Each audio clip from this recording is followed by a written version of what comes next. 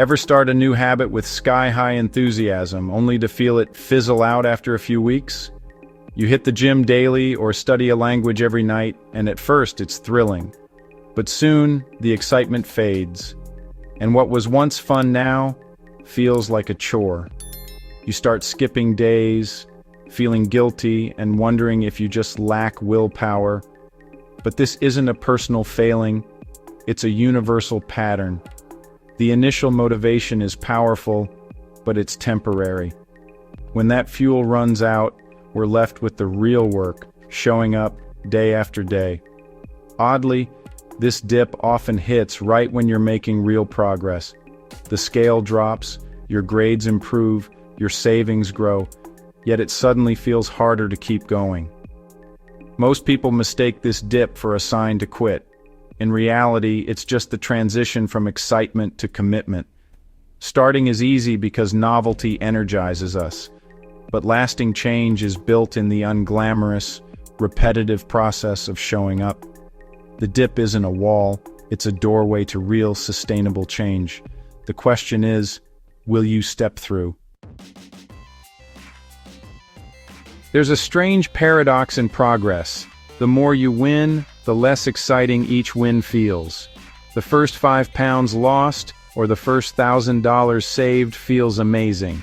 But as you keep going, each new milestone feels less thrilling. Success becomes expected, and the emotional reward fades. Our brains crave novelty, so the first breakthrough is a rush, but the 10th is routine.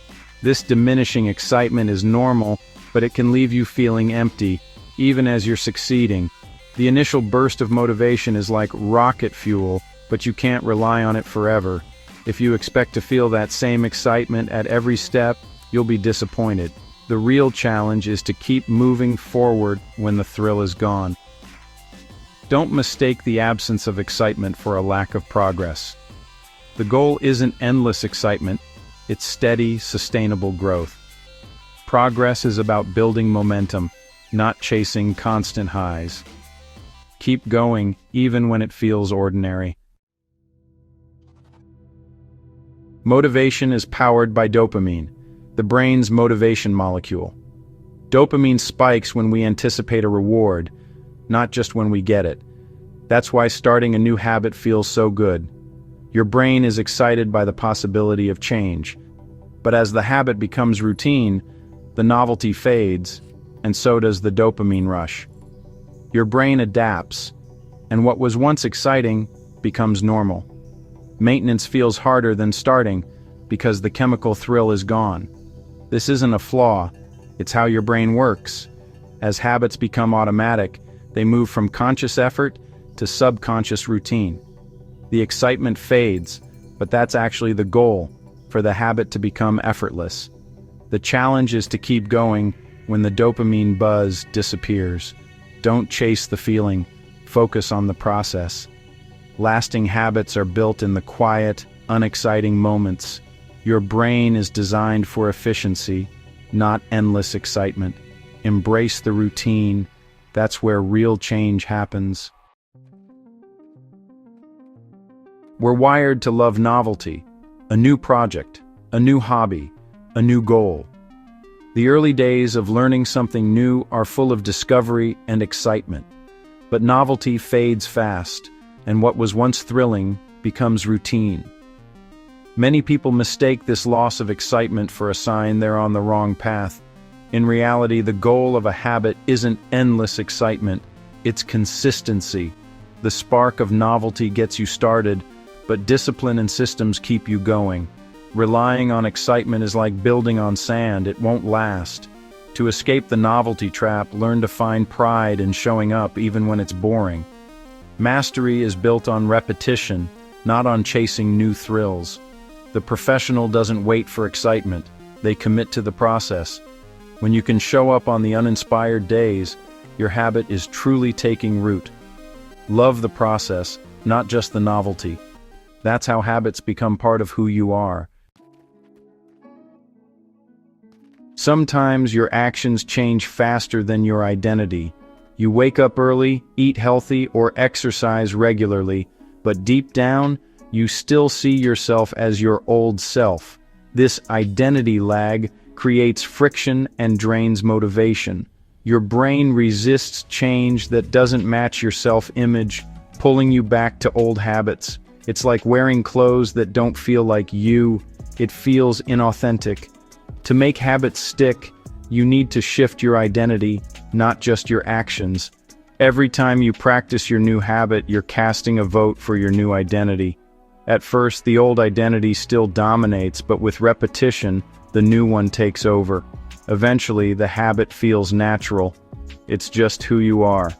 The friction disappears, and motivation returns. Don't just do the habit, become the person who does it. Gather evidence for your new identity, one action at a time. The more you act like the person you want to be, the more you become them. Close the gap between your actions and your self-image. That's how real change lasts. If you charted your mood alongside your progress, you'd see a spike at the start, then a dip. Early wins feel amazing, but as progress continues, excitement levels off.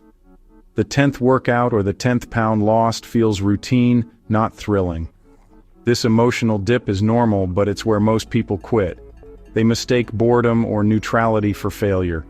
In reality, it's just the middle ground before the habit becomes automatic. Expect the dip. It's a sign you're moving from excitement to consistency. The key is to focus on the process, not your feelings. Show up, do the work, and trust that the rewards will follow. Don't let a temporary dip derail your progress. Build a bridge across it with discipline and systems. The goal isn't to avoid the dip, but to move through it. That's how habits become effortless. As you improve, your achievements become your new normal. What once felt impossible, running a mile, saving $1,000, quickly becomes routine. This expectation trap means you're always chasing the next milestone, never satisfied.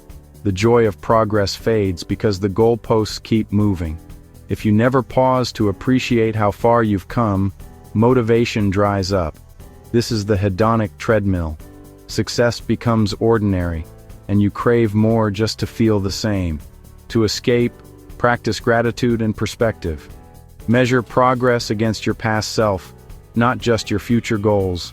Celebrate your wins, no matter how small.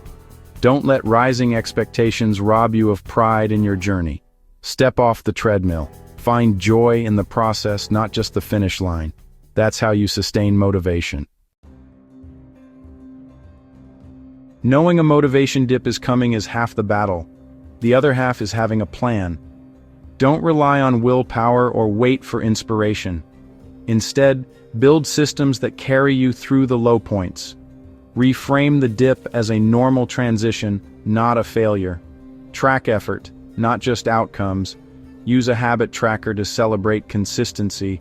Design your environment for success. Lay out your gym clothes. Prep healthy meals. Remove friction. Make it easy to do the right thing, even when motivation is gone. Rely on systems, not feelings. Professionals don't wait for inspiration. They follow routines.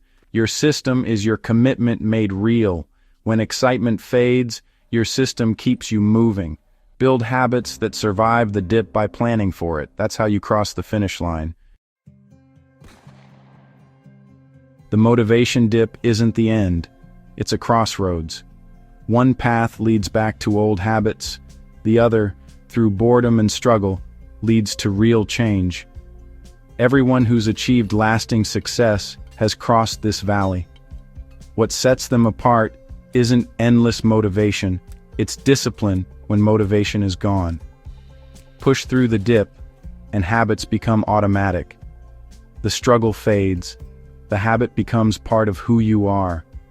Waking up early or going to the gym stops being a debate.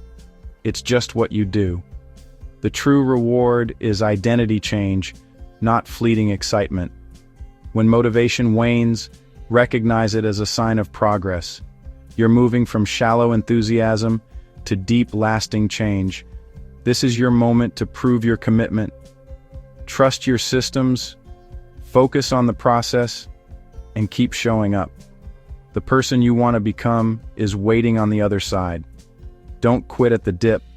Step through the gateway. That's where transformation happens.